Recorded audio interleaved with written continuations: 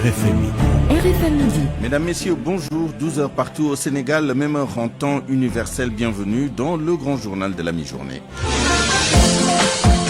Au sommaire de cette édition, après la baisse des prix de certaines denrées de grande consommation, le ministère du Commerce lance les contrôles sur le terrain. Nous serons en direct avec notre reporter et vous entendrez le directeur régional du commerce intérieur de Dakar. Affaire des violences à Madina Gounass, mandat de dépôt pour les 180 personnes arrêtées. Les mineurs seront jugés devant le tribunal des enfants. Enquête démographique de la santé continue 2023. Les principales statistiques sur la santé de la reproduction ont été rendues publiques ce matin. À noter la baisse nette du taux de mortalité infantile ces dernières années. L'actualité politique dominée par la controverse autour de la date de la déclaration de politique générale du Premier ministre. Vous entendrez l'avis d'un expert dans ce journal. Et puis dans notre rubrique Point de vue, nous profiterons de la célébration de la journée internationale contre l'abus et le trafic de drogue pour débattre de la prévention. À la mise en onde, Abdoulaye Diop.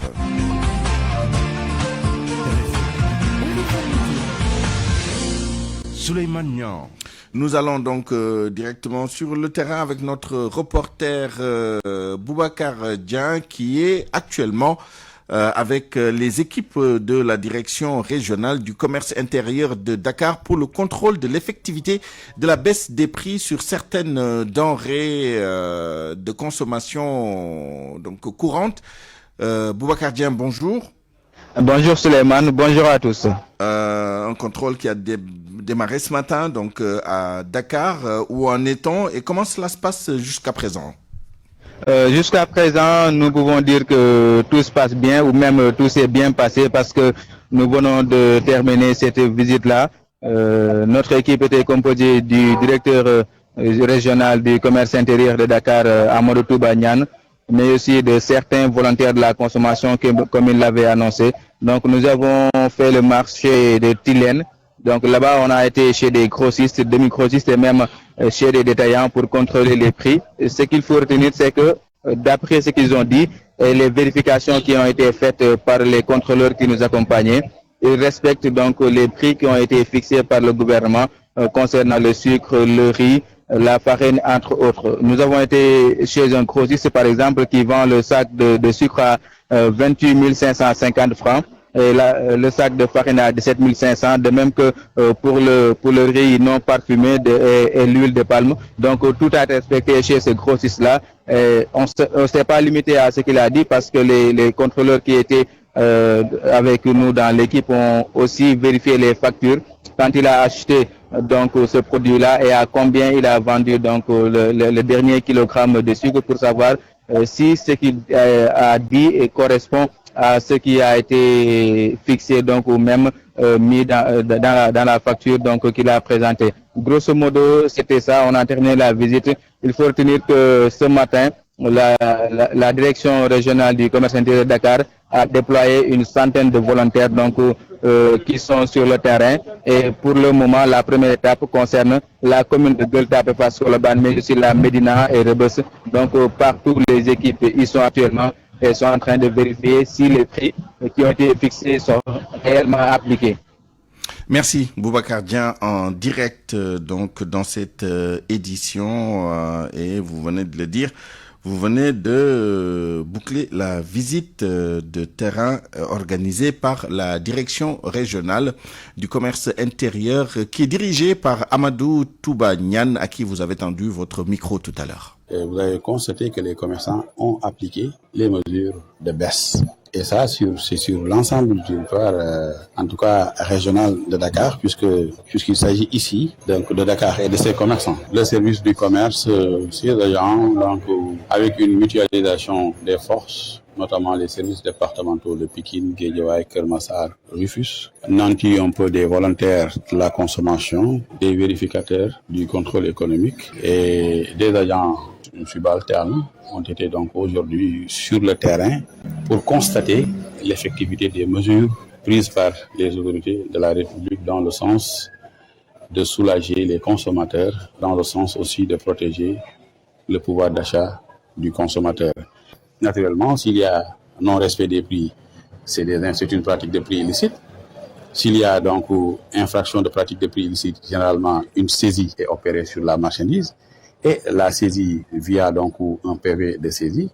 Il y a convocation qui est délivrée. Là, il y aura un PV de constatation des infractions qui sera rédigé au niveau du service régional en présence de l'auteur de l'infraction. Et puis, s'il demande et obtient le bénéfice de la transaction pécuniaire, on lui accorde le bénéfice de la transaction pécuniaire dûment constaté par une quittance. Le défaut de paiement de cette transaction pécuniaire ouvre la voie au contentieux, n'est-ce pas, judiciaire, c'est-à-dire nous donne le droit de transmettre au parquet compétent.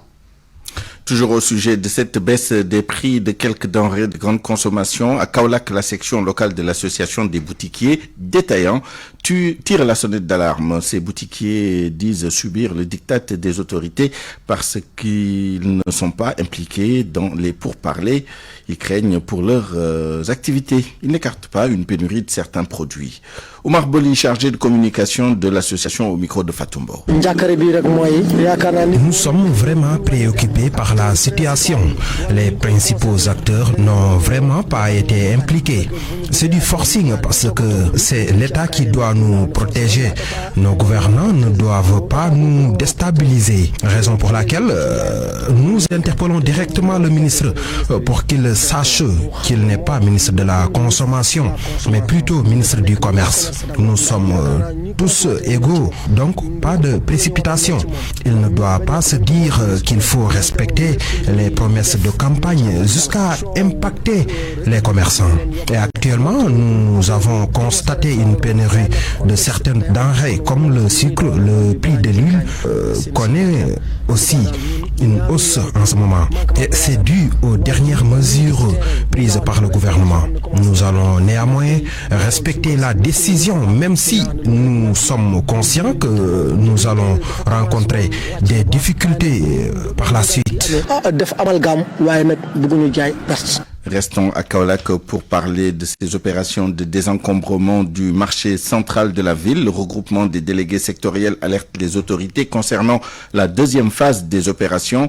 Ils étaient face à la presse, l'occasion pour dénoncer les défaillances notées dans l'alimentation en électricité et les branchements clandestins dans le marché. Fatumbo. L'encombrement du marché central continue de préoccuper le regroupement des délégués sectoriels qui réclament la deuxième phase de l'opération de déguerpissement et de désencombrement des lieux.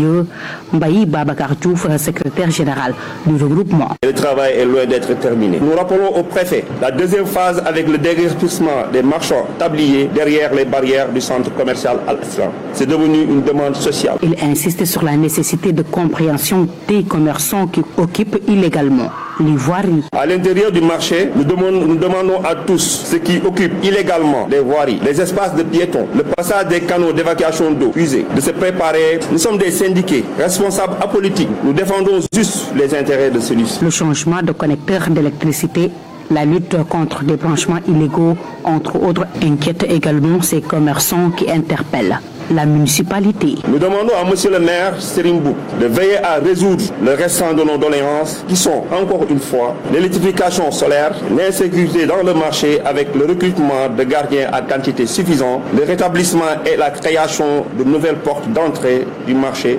l'installation des bouches d'installation. Malgré les efforts fournis par les autorités locales et administratives, les acteurs commerciaux du marché central plaident toujours pour un meilleur cadre de vie. Pour tous les commerçants établis, il invite à cet effet le maire à revoir sa convention avec la Sonagette. Fatumbo Kaolack, Radio Futur Média. RFM, la radio de toute l'actualité.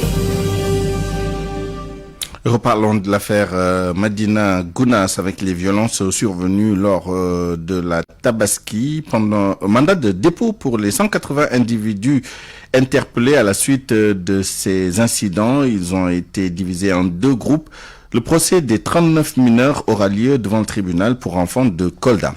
Synthèse Koumba-Sandiane Faye. Les 180 individus, dont 39 mineurs interpellés au lendemain des violents affrontements survenus le jour de la Tabaski entre les deux communautés de la cité religieuse de Médina Gounas ont été placés sous mandat de dépôt à la maison d'arrêt et de correction de Kolda. Si les 39 mineurs seront jugés devant le tribunal pour enfants de Kolda, d'autres ont vu leur dossier confié au juge d'instruction pour l'ouverture d'une information judiciaire. Ces 180 personnes sont poursuivies pour trouble à l'ordre public, association de malfaiteurs, violences et voies de fait, détention d'armes sans autorisation administrative, meurtres, coups et blessures volontaires réciproques et autres délits. Ces violents incidents ont fait un mort et une vingtaine de blessés selon un communiqué du ministère de l'Intérieur, véhicules et maisons vandalisées. Une délégation dirigée même par le ministre de l'Intérieur, le général Jean-Baptiste Tutine, s'était rendue dans la cité religieuse le mardi 18 lendemain des incidents. Il y a eu par la suite des interpellations. L'annonce d'une enquête a été faite et des armes saisies. Démantèlement de sites d'orpaillage clandestins le long de la Falémé. Une personne de nationalité étrangère est morte par asphyxie durant l'intervention. Le corps sans vie est présentement à la morgue de l'hôpital régional Amath Dansokho de Kédougou pour les besoins de l'autopsie. Et on attend l'autopsie du corps du détenu qui a perdu la vie lors de sa détention. Autopsie qui devait se passer aujourd'hui. Cette personne fait partie des individus qui ont été arrêtés lors de manifestations à Niéniéro. D'ailleurs, on attend aujourd'hui également le délibéré du procès de ces individus qui avaient été arrêtés. À Diourbel, dans l'arrondissement de Ndindi, la gendarmerie a interpellé un berger de nationalité étrangère accusé de tentative de rapt d'enfants dans le village de Marassane. La communauté maure du Sénégal qui se dit visée dément et dénonce une manipulation. Babacar Diouf. Ils sont 4 bergers de nationalité étrangère interpellés par la gendarmerie de Ndindi dans le département de Diourbel. Ils sont accusés de tentative de rapt d'enfants dans la commune de Taïba Moutoufa. La communauté maure s'indigne. Ali Diko, porte-parole nationale de la communauté maure au Sénégal. La communauté a été victime d'un village. Ils cherchaient leurs chameaux dispersés dans leur voiture. Suivant le trace du chameau, ils ont vu la population devant eux. Ils l'ont arrêté. Ils ont dit qu'ils ont entendu des cris d'un enfant derrière leur voiture. Ouvrez le capot. Les gens ont ouvert le capot. Ils les ont dit qu'ils voulaient voler un enfant. N'eût été l'intervention d'un notable, l'irréparable allait se produire. Les villageois ont commencé à les tabasser. C'est un vieux qui les a sauvé la vie. Si ce n'était pas le vieux, il les a enfermés dans sa chambre. Les bergers accusent les villageois. Ils ont récupéré, ils ont volé même les bagages des victimes. Ils ont retiré l'argent qu'ils avaient. Ils les ont dérobé leur argent, leur téléphone. À l'arrivée de la gendarmerie, c'est la gendarmerie qui a secouru, qui a aidé le vieux à leur secours. Ali Diko et ses compatriotes exigent des excuses publiques. La population doit demander pardon, surtout à la population mauritanienne, surtout aux... Dans ce village de Toubé, les populations ne veulent piper mot sur cette affaire, mais attendent que justice soit faite. Les mises en cause devraient être déférées au parquet ce mercredi. Bambey, RFM Babacar Diouf. 12h14 à Ziguinchor, les travailleurs des collectivités territoriales ont bien manifesté. La marche partie de la place de Gao a pris fin devant la mairie. Plusieurs doléances sur la table, dont l'application de la fonction publique locale, la revalorisation salariale, entre autres. Ils en ont profité pour faire part de leur déception par rapport à la démarche des nouvelles autorités qui, à leurs yeux, font du dilatoire. Habib Ngoundiam, leur porte-parole avec la Minba. Nous sommes là en train de protester parce que nous avons constaté effectivement que l'État ne joue pas le rôle qu'il devait jouer. Ils sont en train de faire du dilatoire lorsqu'ils savent qu'effectivement ce dossier est déjà prêt. Nous demandons que l'application de la loi stipule à son article 29 d'augmenter les salaires de tous les travailleurs de collectivité territoriale. On a constaté qu'ils ont augmenté le salaire de tous les travailleurs, sauf les travailleurs de collectivité territoriale. C'est la cause pour laquelle aujourd'hui, dans tout le Sénégal, les travailleurs de collectivité locale se sont mis d'accord de manifester, de montrer leur mécontentement pour que l'État puisse véritablement appliquer la fonction publique locale et de payer la rémunération des salaires aux travailleurs de collectivité. Les attentes étaient fortes avec le nouveau régime. Qu'est-ce qui s'est passé? Oui, les attentes étaient fortes, mais aujourd'hui nous avons constaté effectivement un dilatoire par rapport à ces nouvelles autorités. Ces nouvelles autorités sont en train de faire du dilatoire, à commencer par le Premier ministre lui-même qui disait que c'était une injustice. Aujourd'hui, il revient en arrière pour véritablement saper véritablement ces augmentations. Et cela ne passera pas, cela n'ose passer parce que les travailleurs sont déterminés pour l'augmentation de ces salaires. Et rien ne peut nous être...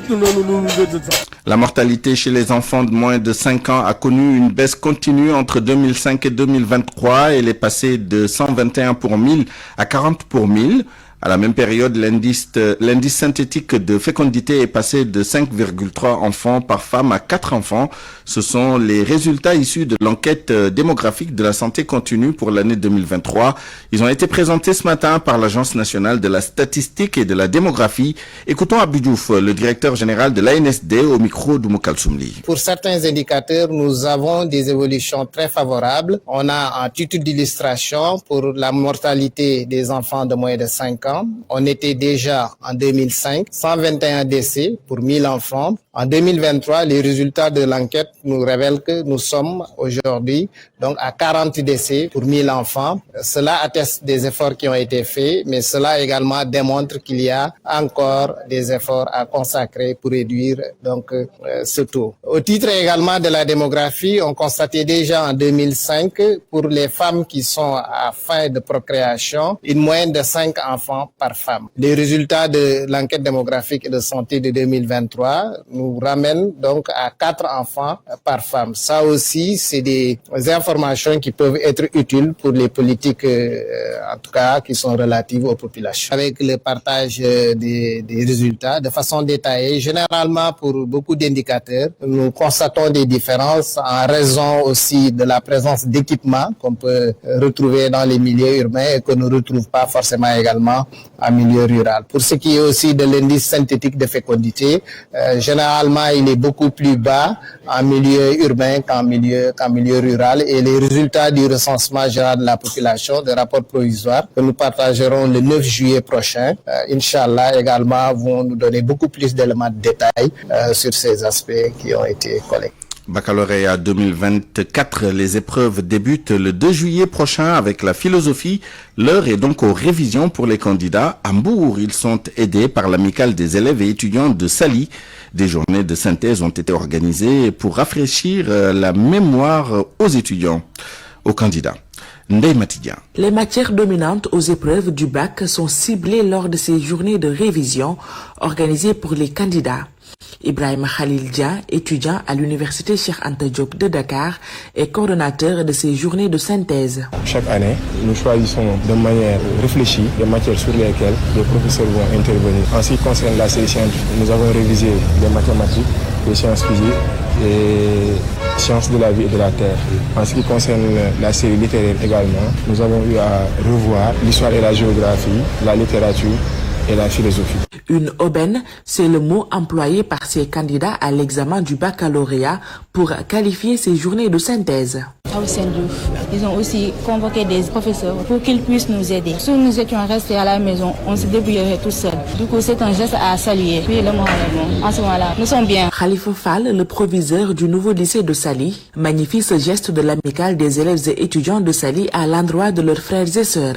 Je terminerai également par les candidats pour leur souhaiter beaucoup de chance et de bonnes performances pour rétribuer tous les efforts qui ont été consentis par la communauté, à savoir les étudiants, les professeurs, l'administration, mais le conseil municipal. Les épreuves du baccalauréat 2024 vont débuter ce lundi 2 juillet sur toute l'étendue du territoire national, avec 159 487 candidats inscrits, soit une hausse de 4 378 candidats comparé à l'année dernière.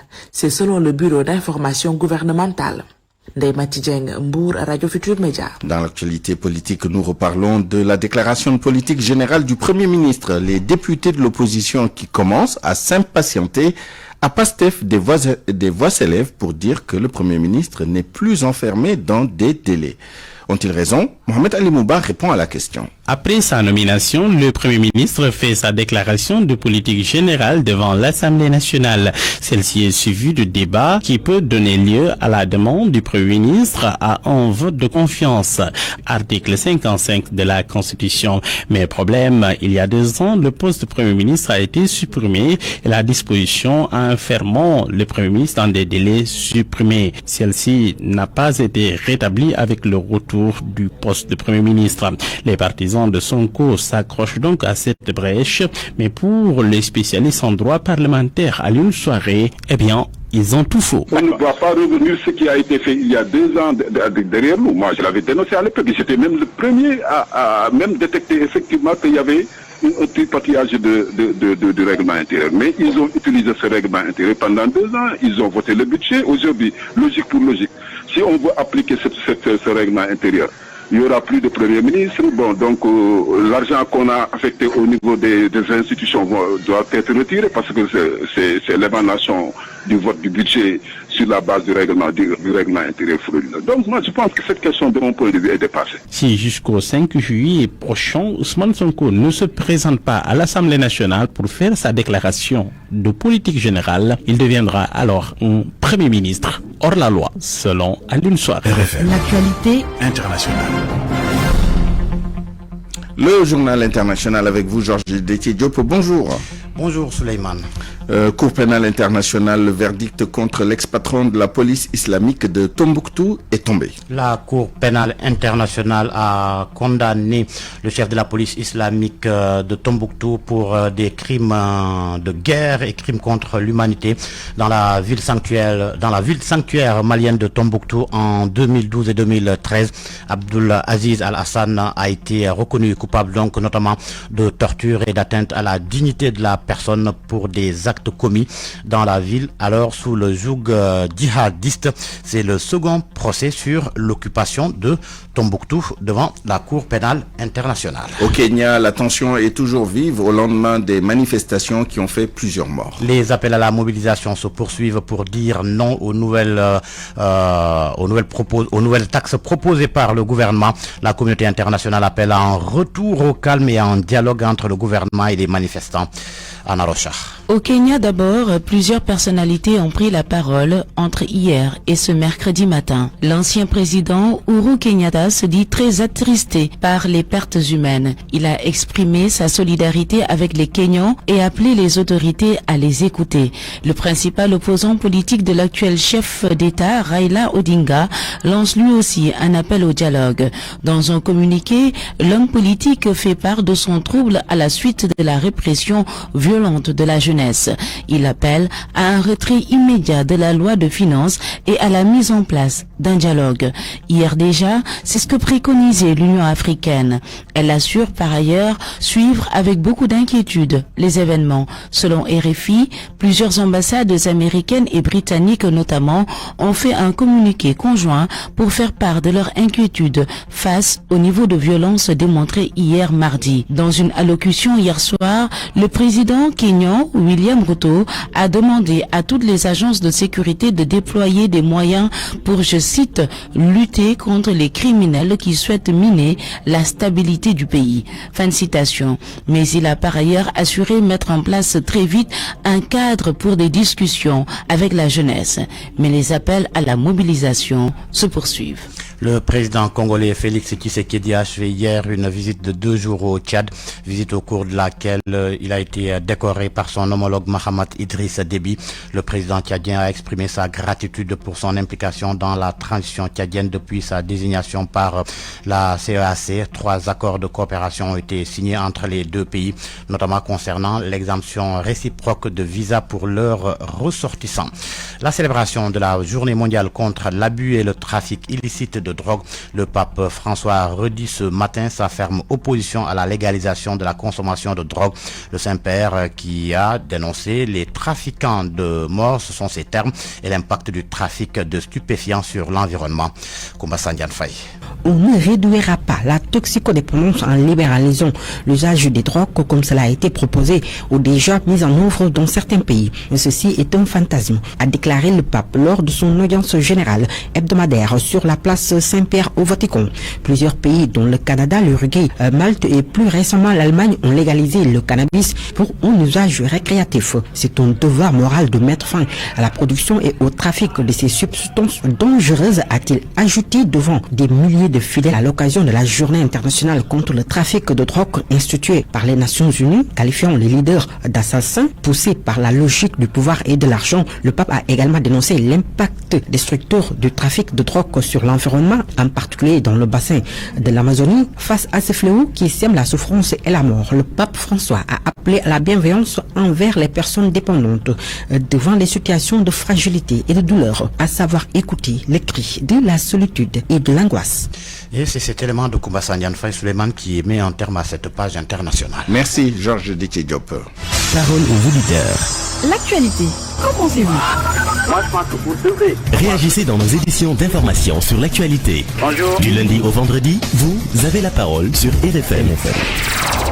Comment prévenir l'abus et le trafic de drogue, la célébration de la journée internationale contre l'abus et le trafic de drogue nous donne l'opportunité de poser le débat à point de vue avec nos deux intervenants du jour, Cheikh Diop, directeur du centre Jacques Chirac de Thiaroye, et Bamar Gueye, directeur exécutif et responsable de l'ONG Jamra et président d'honneur de la Fédération des ONG et OCB de lutte contre les drogues au Sénégal. RFM Sport.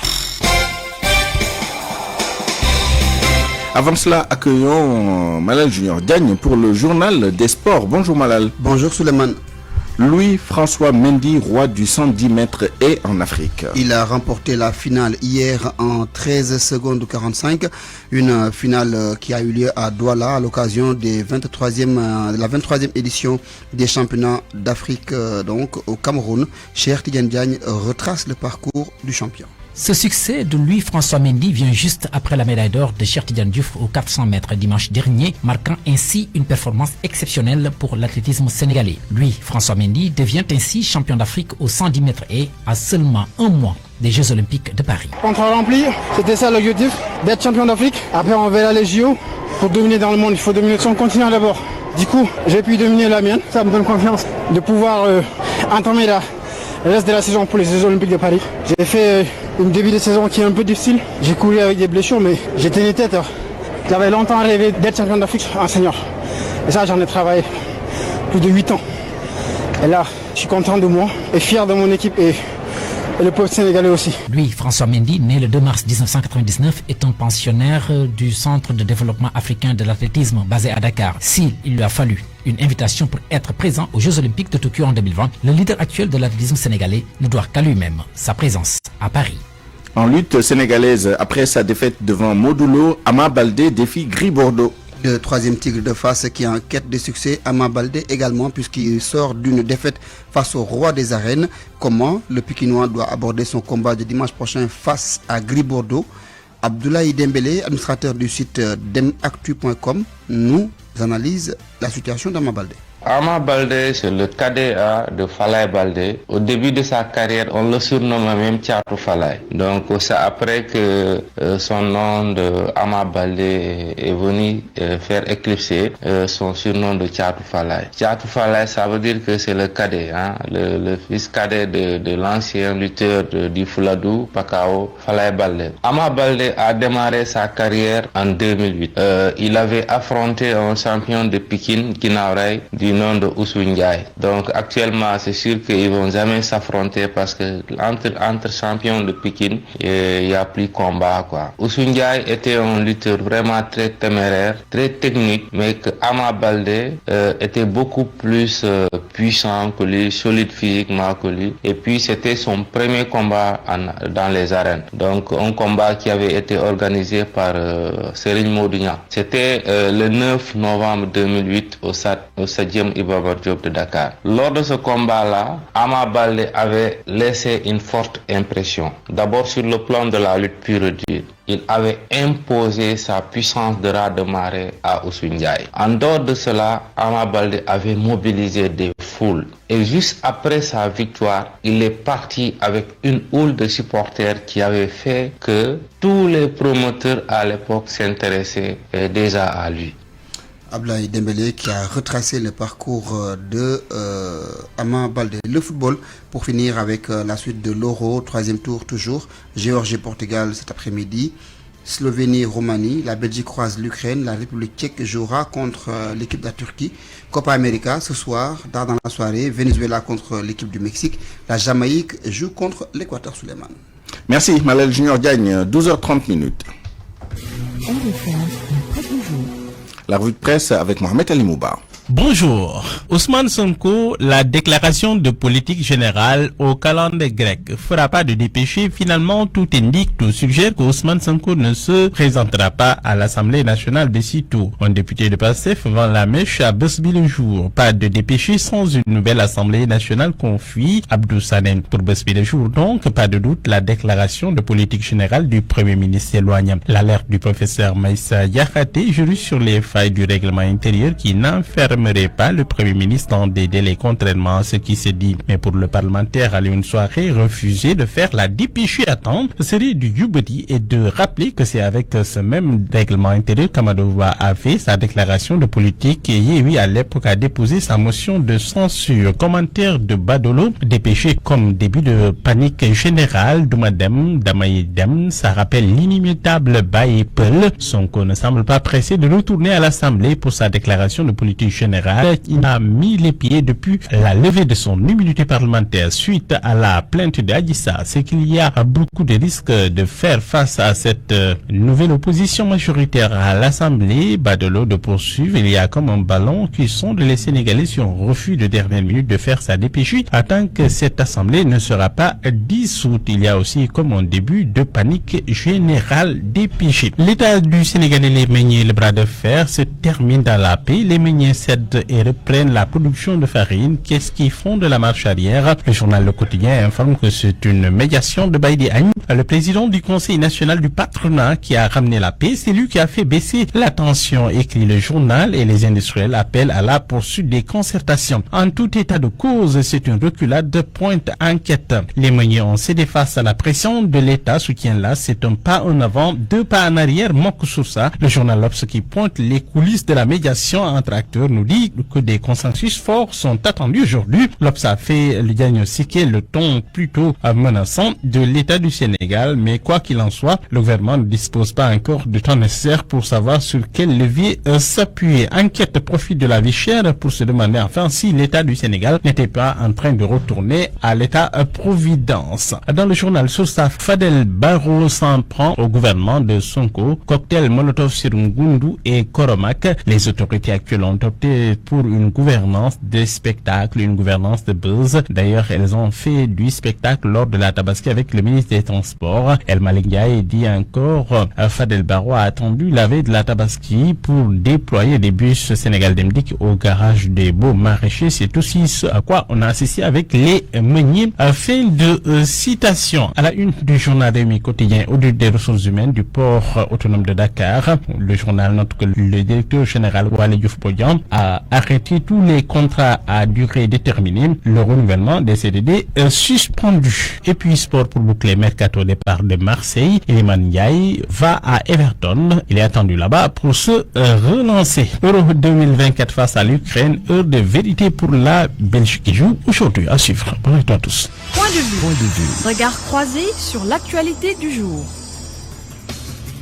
À 12h34 minutes, bienvenue dans notre rubrique Point de vue. Nous allons parler de la prévention de l'abus et du trafic de drogue en l'occasion de la célébration de la journée internationale contre l'abus et le trafic de drogue. Et pour en parler, nous sommes en ligne et en direct avec Cheikh Diop, directeur du centre Jacques Chirac de Thiaroye. Cheikh Diop, bonjour. Cheikh Diop, que nous allons retrouver dans un instant. Nous sommes, je l'espère en tout cas, avec Bamar Gueye également, directeur exécutif et responsable de l'ONG Jamra, président d'honneur de la Fédération des ONG et OCB de lutte contre les drogues au Sénégal. Bamar Gueye, bonjour. Bonjour, monsieur Mira. J'allais dire que l'ONG Jamra, en même temps que le centre Jacques Chirac, d'ailleurs, sont des organisations, des entités connues depuis des dizaines d'années pour leur engagement aux côtés des pouvoirs publics, mais également des communautés pour prévenir et prendre en charge justement les conséquences de la consommation de la drogue et lutter contre les divers trafics et abus de drogue au Sénégal et même au-delà. Comment prévenir, comment renforcer cette prévention? Est-ce que le Sénégal s'est donné les moyens justement d'inverser la tendance du trafic, de la circulation et de la consommation de la drogue dans notre pays? Merci Seigneur pour l'attention que vous portez pour nos organisations respectives, que ce soit l'ONG Jamra, que je dirige en tant que directeur exécutif et responsable, et Jacques Chirac, avec qui nous avons cheminé pour apporter notre pierre dans la lutte contre la drogue. Effectivement, le Sénégal a fait des efforts dans la prévention, dans la répression et la réinsertion. Mais il faut reconnaître que ça ne suffit pas. Beaucoup d'efforts ont été consentis, mais il reste beaucoup à faire parce que les narcotrafiquants, je le disais, ça fait 2 ans, et même bien avant, que le Sénégal va être le point de mise des narcotrafiquants. On n'était pas pris très au sérieux. Malheureusement, au fil des ans, on a vu cette avalanche de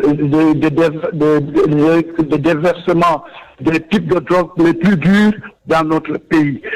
Ils ont fait des actions, ils ont établi une politique dans la lutte contre la drogue, mais c'est pas appliqué à sa juste valeur.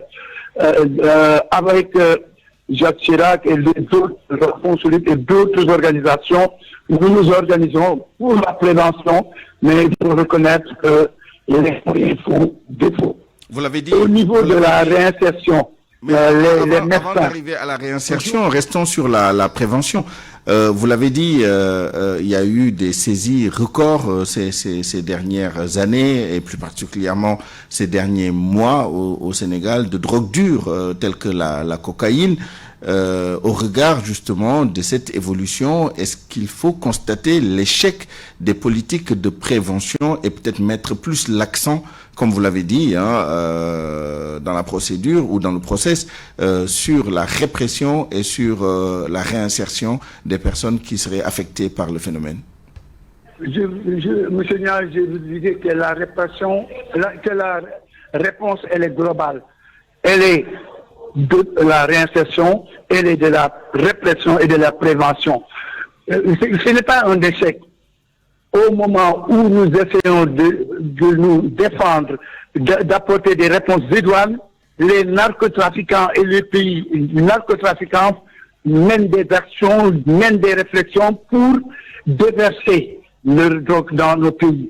Mais là, il faut que chacun on doit le renforcer, lui donner les moyens. La prévention n'a pas fait d'échec. Parce qu'il pleuve ou qu'il neige, ils sont toujours sur le terrain avec leurs maigres moyens. Les moyens ne sont pas mis à leur disposition adéquatement. La répression même qui mène des activités, on félicite les forces de sécurité dans leur globalité, qui font un travail remarquable, mais il y a quand ils prennent 10, 4 camions, figurez-vous qu'il y a 7 ou 6 camions qui sont passés par les mailles. Donc il faut qu'on les renforce au niveau du traitement, de la réinsertion. Mais il faut aller voir les médecins, leur demander, ils n'ont pas les moyens adéquats pour appuyer, accompagner les jeunes qui sont touchés par la drogue, qui ont été trompés, peut-être qu'ils sont complexés, qui sont rentrés dans l'utilisation de la drogue. Ces structures n'ont pas les moyens. Par exemple, si je prends l'injonction thérapeutique, pour prendre en charge les jeunes qui touchent à la drogue, mais il y a des structures qui sont là, mais est-ce qu'il y a des moyens d'accompagnement financier pour prendre en charge les médecins et autres, et les structures pour appuyer, accompagner ces jeunes qui sont touchés par la drogue? On posera la question tout à l'heure à Cheikh Diop que nous avons retrouvé. Merci Bama, on vous retrouve dans un instant. Cheikh Diop, bonjour. Bonjour. Alors, vous êtes le directeur du centre Jacques Chirac qui travaille sur cette problématique de l'abus et du trafic de drogue, notamment sur la prévention, la prise en charge, la réinsertion. On l'a dit tout à l'heure, votre organisation aux côtés de Jamra et d'autres, vous travaillez sur cette problématique depuis des dizaines d'années. Alors, ce que je veux dire, c'est, même si on ne peut pas parler d'échec, Bamar l'a dit tout à l'heure, les résultats sont en deçà de ce qui était espéré. Comment changer de fusil d'épaule? Quelle nouvelle approche pour justement renforcer la prévention, mais pas seulement, également la répression et la réinsertion des personnes qui utilisent, qui consomment la drogue, d'après vous? Quelle est l'expérience que vous avez de ce point de vue-là? Merci, M. Nia. Permettez-moi d'abord d'adresser mes salutations au doyen Bamar Gueye, avec qui j'anime ce débat. Par rapport à votre question, ce qu'il faut signaler, c'est qu'effectivement, nous avons des résultats, en tout cas, pas très importants dans le cadre de la prévention, ça c'est clair. Mais je crois que cela est dû essentiellement au fait que dans nos politiques nationales, la politique de la prévention n'est pas suffisamment prise en charge. La tendance que nous avons ici, c'est beaucoup plus focalisé sur la répression au détriment des autres aspects, notamment la prévention et la prise en charge. Et nous pensons qu'aujourd'hui, justement pour inverser la tendance, il s'agira justement de renforcer la démarche de la prévention dans le cadre de la politique nationale du contre. Et à ce niveau, ce qu'il faut dire, c'est qu'il y a des initiatives que nous avons prises depuis très longtemps, depuis des années, vous avez dit. Nous menons des campagnes de sensibilisation de façon régulière. Ces campagnes sont renforcées par les semaines nationales de lutte contre la drogue. On est en train de le faire pour le moment. Mais je crois que ce qui est plus important, c'est d'élaborer une politique et de mettre à disposition des associations, des organisations de la société qui travaillent sur ces questions-là, les moyens qu'il faut. Parce que c'est ça le problème aussi.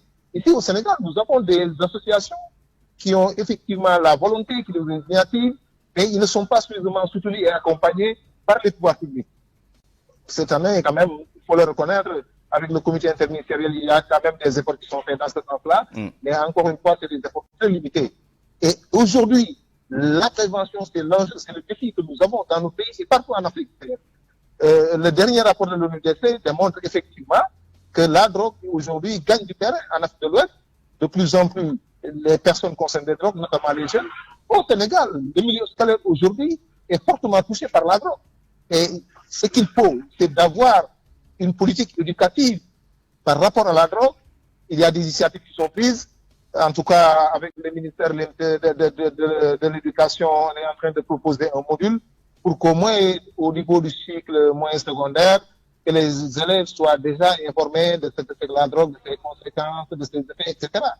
C'est pour dire simplement que de toute façon, ce qu'on a constaté, vous avez fait le même constat, les politiques de prévention, quand même aujourd'hui, n'ont pas donné les résultats attendus, mais encore une fois, cela dû essentiellement à la vision que nous avons véritablement ici en Afrique, au Sénégal, et même c'est une tendance mondiale qui est en train d'être renversée, bien sûr. Mais aujourd'hui, l'enjeu, c'est véritablement de changer le paradigme, de faire moins de répression, de développer beaucoup plus la prévention, de développer la prise en charge et véritablement de mener des politiques innovantes, surtout en matière de réduction libre. Et je crois que c'est ça qui permettra d'avoir les résultats. N'est-ce pas? Pendant des années, on a focalisé nos efforts dans la répression, mais le résultat est là. Qu'est-ce que ça a donné comme réponse? Quelles sont les collaborations? Parce que le poids comment dire, du financement et des moyens ne peut pas reposer que sur l'État. Quelles sont les collaborations entre vos différentes organisations? On sait aussi que le centre Jacques Chirac, d'où son nom d'ailleurs, dans les années 90 et même jusqu'aux années 2000, je pense, bénéficiait du soutien de la France, avec le soutien personnel du président Jacques Chirac qui a visité le centre en 95-96, si je ne m'abuse. Est-ce que vous continuez à bénéficier justement de ce soutien Et sinon, quelles sont les différentes sources alternatives qu'il faudrait envisager pour justement le financement correct et adéquat, suffisant de la prévention? Bon, pour ce qui est du soutien, en tout cas, dont bénéficie le centre, il faut signaler que le soutien qu'accordait la France s'est arrêté depuis longtemps. Je dois dire que ça fait plus de 15 ans maintenant, voire vingtaine d'années, que nous n'avons pas reçu de financement venant en tout cas de la France. C'est vrai qu'avec le président Jacques Chirac, à l'époque, quand même, on avait bénéficié de quelques soutiens à travers le Fonds social de développement. L'État du Sénégal a accompagné le centre pendant aussi ces 5 premières années en subventionnant annuellement à hauteur de 10 millions. Mais depuis 2000, quasiment, ce soutien-là a été suspendu. Nous-mêmes, on a fait beaucoup de relances au niveau de nos autorités pour continuer à bénéficier de ce soutien-là. Parce que quelque part, nous avons mandat de mettre en pleine œuvre la politique nationale de prévention dans le cadre de la lutte contre la drogue de façon générale. Et je crois qu'il y a effectivement des problèmes à ce niveau-là. Jusqu'au moment où nous parlons, le centre fonctionne essentiellement avec le soutien des partenaires, bien sûr, nationaux et internationaux. Ici, au niveau national, on peut citer essentiellement l'ANP, l'Alliance nationale des communautés pour la santé, avec qui nous travaillons depuis plusieurs années maintenant, à travers le Fonds mondial, où on a effectivement à mettre en œuvre la politique de prévention du VIH auprès des consommateurs de drogue. Nous avons des collaborations aussi avec une ONG américaine, avec des ONG italiennes, mais bref, c'est des partenariats, en tout cas, qui sont là, qui sont utiles, mais qui ne nous permettent pas véritablement d'avoir les moyens pour mener de façon adéquate les politiques, en tout cas, que nous mettons en œuvre au niveau de la structure. C'est pour dire simplement, et au-delà du centre Jacques Chirac, l'ONG Gamra est là, il y a 2 associations qui sont là, mais qui ne sont quasiment pas le soutien qui est attendu de nos pouvoirs publics et même des partenaires internationaux, parce qu'en réalité, la lutte contre la drogue n'est pas très financée, c'est ça la réalité aujourd'hui. Et je crois qu'il y a un travail important à faire. Mais au niveau de l'État du Sénégal, quand même, il nous faut reconnaître, et ça, je prends en témoin le doyen Mama, il y a de cela quelques années, quand même, il y a des efforts qui sont faits, notamment au niveau du comité interministériel de lutte contre la drogue, qui a apporté un soutien quand même aux organisations de la société civile, en les équipant un peu. Au niveau Centre Jacques Chirac, nous avons bénéficié d'une réhabilitation de l'infrastructure, et tout cela grâce au comité à qui véritablement nous remercions pour cela. Merci. Mais encore une fois, c'est des efforts qui sont très limités, qu'il nous faut, à mon avis, renforcer. Parce que ici, aujourd'hui, ce qu'il faut constater, c'est que la lutte contre la drogue, effectivement, est devenue un enjeu majeur, est devenue véritablement une priorité dans le cadre de nos politiques même de santé publique. N'est-ce pas? Merci. Et je crois qu'il nous faut véritablement prendre en charge de façon très correcte cette question-là, par nos pouvoirs publics, mais aussi par nos partenaires, en tout cas, avec qui nous travaillons. Et je crois que l'essentiel à ce niveau-là, c'est véritablement de faire en sorte que la prévention soit financée, soit renforcée, et cela permettra d'avoir des résultats beaucoup plus importants, en tout cas dans la politique de réduction de la consommation. Merci, cher Diop, directeur du centre Jacques Chirac de Thiaroye. Je termine avec vous, Babacar Gueye. Quel plaidoyer, justement, en direction des autorités, pas seulement de l'exécutif, mais aussi l'Assemblée nationale et d'autres cadres où vous pourriez déployer ce plaidoyer-là pour une meilleure prise en charge de la prévention et de toute la chaîne. Vous l'avez rappelé tout à l'heure, la réinsertion, la prise en charge et bien sûr la répression. Merci, monsieur. Je ferai d'abord mienne les plaintes de mon jeune frère et collaborateur Cheikh Diop. Avec lui, nous représentons RENSA, une structure sous-régionale de la CEDEAO. Nous faisons beaucoup d'efforts. Ce que vous venez d'évoquer, vous nous avez permis d'utiliser votre médium pour appeler encore les autorités de ce pays. Ce que nous faisons, c'est le travail des autorités étatiques, mais au niveau communautaire, nous sommes les ambassadeurs de ces communautés pour apporter un mieux-être au niveau des populations. Il faut reconnaître qu'ils ont fait des efforts, mais il reste beaucoup à faire. Et dans ce cadre, que ce soit l'État, au niveau de cette structure décentralisée telle que le ministère de l'Intérieur avec qui nous travaillons, nous profitons de l'occasion pour remercier et féliciter le général Diop qui a élargi le champ d'action de la réflexion, mais il reste à concrétiser qu'il y ait une appropriation des moyens pour que ceux qui font de la prévention puissent travailler davantage et mieux sur le terrain. Mais ce qui nous réjouit le plus, c'est que vous êtes en train de faire, c'est de venir vers ceux qui font de la prévention. Les parents pauvres de la réponse, pour que vous soyez notre entonnoir ou nos avocats pour que nous puissions appeler les autorités étatiques. Les partenaires, quelques partenaires avec qui nous travaillons. Monsieur Bamarquet, juste une petite question en 30 secondes. La prévention, elle se passe comment sur le terrain? Quel type d'activité vous menez, à l'endroit de qui, et quel est le feedback que vous recevez? Depuis des années, c'est que nous menons des actions de prévention. Même cette semaine, nous allons faire une conférence, un panel à Grand Dakar. Il y a un CM où nous allons, chaque année, nous le faisons traditionnellement parce que les écoles sont envahies par la drogue et nous essayons d'inviter d'autres écoles qui viennent là-bas, qu'on travaille. Au-delà de ça, que ce soit dans les quartiers et même au siège, nous sommes à l'avenue Bourguiba, 10 avenue Bourguiba, en face corps. Il y a des parents qui nous amènent leurs enfants. S'ils ne sont pas perturbés, nous les suivons, nous les accompagnons.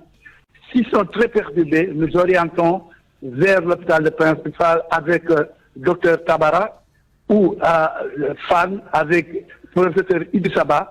Nous menons des actions, nous faisons des références, ils suivent ces personnes.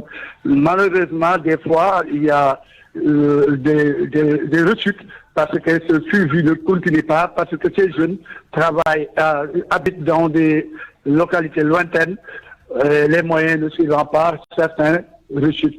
Mais on mène beaucoup d'activités de sensibilisation, de coordination avec les structures médicales pour les référer, ceux qui sont touchés par la toxicomanie. Merci beaucoup, Bamar Gueye, directeur exécutif de Jamra, l'ONG Jamra, et présidente d'honneur de la Fédération des ONG et OCB de lutte contre les drogues au Sénégal. Et bien naturellement, dans la version Wolof de ce débat, tout à l'heure, nous aurons l'occasion d'entendre Cheikh Diop, le directeur du centre Jacques Chirac, sur les activités de prévention menées par le 10 centre à Thiaroye. C'est la fin de cette édition à 12h52. Je vous remercie de l'avoir suivi. Merci à toute l'équipe qui l'a préparé et réalisé. Chef d'édition Awambaye, Abdoulaye Diop à la mise en onde, Maïssa Mbaye au digital, Aliouba à la production. À 13h, vous avez rendez-vous avec Barthélémy Ngom pour le grand journal en Wolof. Excellente suite des programmes. Au revoir.